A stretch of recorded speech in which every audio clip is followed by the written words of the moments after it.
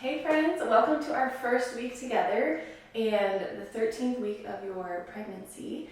I'm so glad you're here. Since we're just getting through the first trimester, I figured we'd start out with a full body workout that was a little bit more simple and a little bit less impact, lower impact. So no jumping except for on one of the moves, only if you really want to.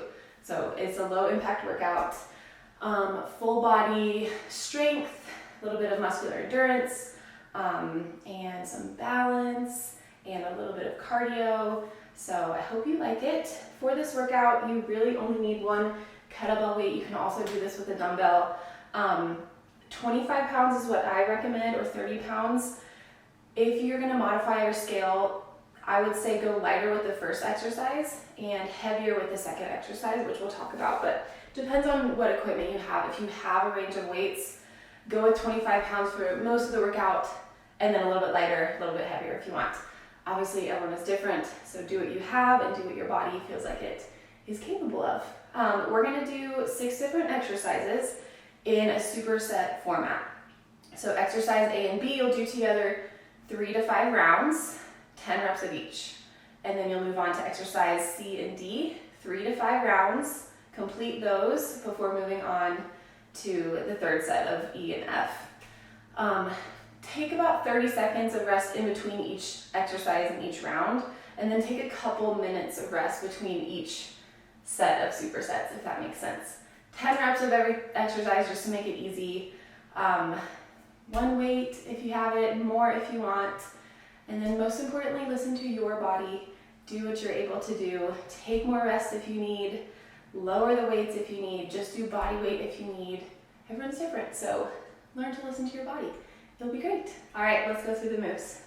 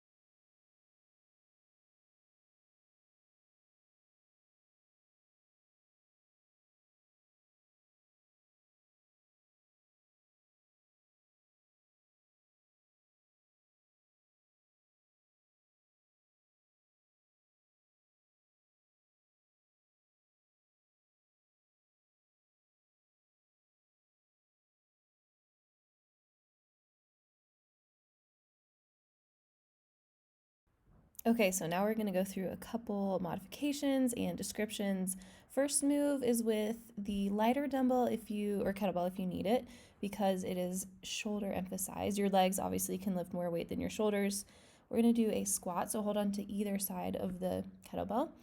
Squat down, find your comfortable stance, and then once you get to the bottom, you're going to press the kettlebell or dumbbell out in front of you. Now, if you need to modify, a good option would be to hold the bell just in that front rack position and do a goblet squat version. So instead of doing the press out, you just squat down and stand back up. You might be able to go heavier with that weight. All right, next we have our second exercise. This is our deadlift with a row. Feel free to go heavier on this exercise, or you could even have a dumbbell or kettlebell in each hand on either side. We're gonna sit back into our hips, find a nice hinge, slight bend in your knees. Hold the bell with an overhand grip, and we're gonna row. So pulling our elbows back towards our hip points or our lower ribs, engaging the back body, lower back down, and then stand back up. So you should feel a nice stretch in the hamstrings and glutes as you lower back down. Row the kettlebell up, lower down, and then stand back up. Trying to avoid a lot of excessive arching in the low back. Keep a nice neutral-ish spine. And for this exercise, not a ton of modifications, just go lighter if you need, or hold a bell in either hand. Our third exercise is a standing halo with an alternating march. So for the halo, you're going to turn the bell upside down, hold it on either side, and then keep those elbows in nice and tight, kind of grazing your ears as you swing and circle the bell back around. Make sure you're not wearing a bun on the top of your head. As the bell comes back to center, we're going to march one knee up and then the other knee up, working on that balance. Make sure you get that nice stance without wobbling, and then go the opposite direction. Elbows in as tight as you can. One march and then another march. Your modification is to just hold the bell in front rack position like we did with those squats. So just taking out the halo and doing standing marches. Each halo counts as a rep, or every 2 marches counts as a rep. Fourth exercise is a little bit more cardio based, and it has plenty of modifications. You're going to put the bell at the top of your mat. For your push-up, as always, you can modify by dropping your knees down instead of doing a full push-up, your option. So find what works for you. Do your push-up. As you lift back up, you can either step your feet to the top of the mat, or you can jump your feet to the top of the mat, or you can walk your feet to the top of the mat, whatever works for you. And then as you get there, you're going to sit back into your hips, grab the bell with an overhand grip, swing the bell back between your legs, and we're doing a squat swing. So we're never really standing all the way up. We're going to actually drop our hips lower as we swing the bell to about shoulder height. Step or jump back. Lower knees if you need. Do your push-up. Jump or step forward. Bell is out in front of you a couple feet. Swing it forward as you squat even lower into your hips. All right, our fifth move is an overhead hold with a alternating reverse lunge.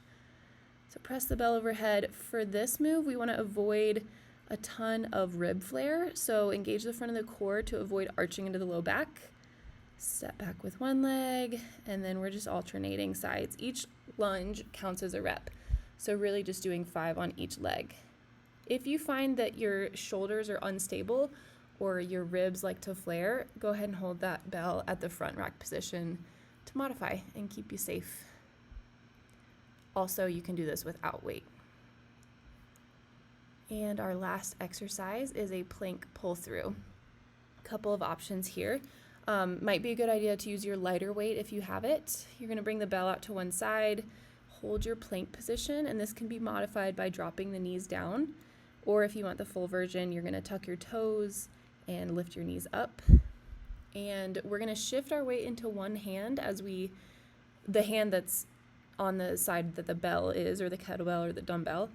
And then the other hand is going to drag the bell to the other side and slide it underneath your body.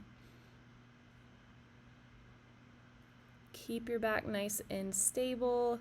We're avoiding a ton of pelvic movement. Obviously, you have to shift from side to side a little bit, but try not to go crazy with the lower body and keep that nice, solid plank form. Options are to drop the knees or to just do alternating shoulder taps like I'm showing here. Same idea behind this. We're doing an anti-rotation movement, but that's just a little easier unweighted variation. All right, so those are the exercises, and 10 reps of everything. I kind of wrote down the scheme at the beginning, so go ahead and screenshot that.